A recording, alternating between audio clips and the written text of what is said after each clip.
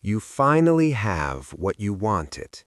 More stability, more control, maybe even a bit of peace.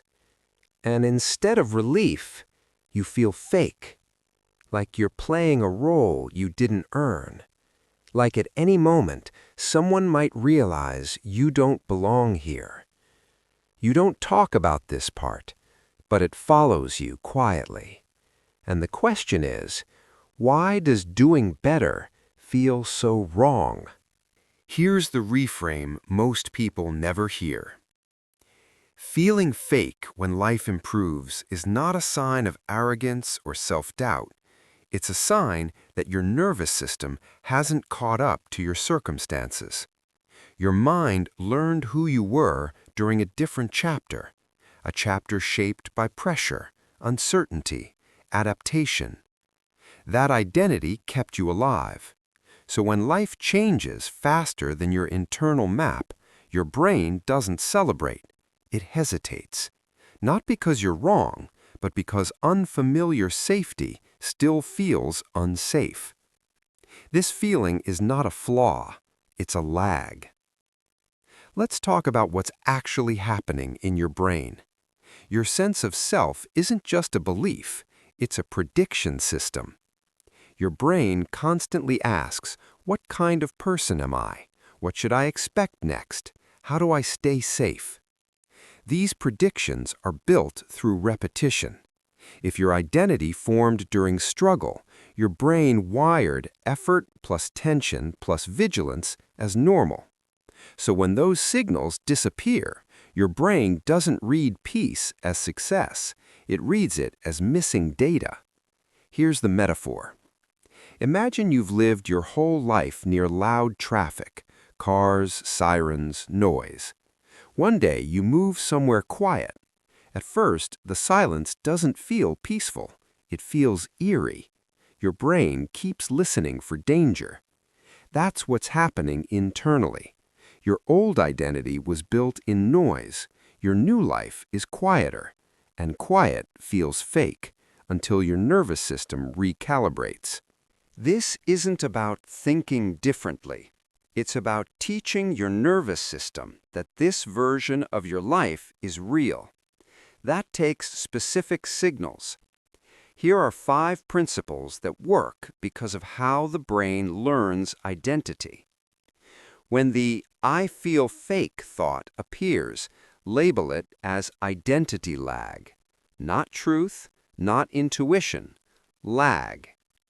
The brain's prefrontal cortex calms the amygdala when a sensation is named accurately. You're not arguing with the feeling, you're contextualizing it. You get praised at work, your chest tightens. Instead of dismissing it, you think, this is my old identity catching up. The sensation softens, not because it vanished, but because it was understood.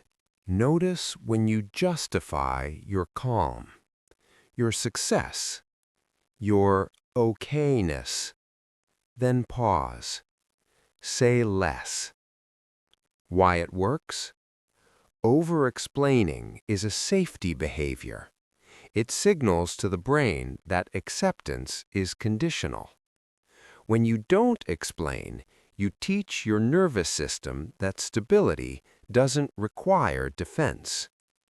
Real-life example. Someone asks how you're doing. You say, good, and don't follow it with reasons. Your brain notes the absence of threat. Let enjoyment happen without permission. What to do? When something feels good, don't scan it for justification. Don't earn it retroactively. Just notice it. Why it works? Dopamine isn't just reward, it's learning. Enjoyment without punishment rewires the association between calm and danger. Real-life example? You have a quiet evening, no productivity, no guilt spiral. Your brain logs a new data point. Nothing bad happened. Acknowledge the old version of you without dragging it forward. Name what it protected you from, then let it rest. Why it works. The brain resists identity change when it feels like betrayal. Gratitude creates closure. Real-life example. You reflect. Struggle taught me resilience. And I don't need to live there anymore. That permission matters. Practice staying when nothing is wrong. What to do? When things are calm, don't mentally leave. Stay present, even if it feels uncomfortable. Why it works?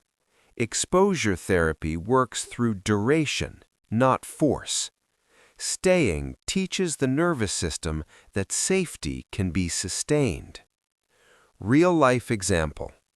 You resist the urge to self-sabotage a good routine, and nothing collapses. That's the lesson. Here's the model to remember. Your identity isn't broken, it's updating. But updates don't install instantly.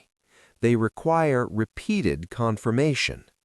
Think of yourself as standing between two rooms, one filled with noise you understand, one filled with quiet you're learning. You don't need to run back. You don't need to force yourself forward. You just need to stay long enough for quiet to stop feeling unfamiliar. That's how the brain changes, not through insight alone, but through experience without consequence. Feeling fake doesn't mean you don't belong here. It means you arrived before your nervous system expected you to. And that's okay. Belonging isn't proven through struggle.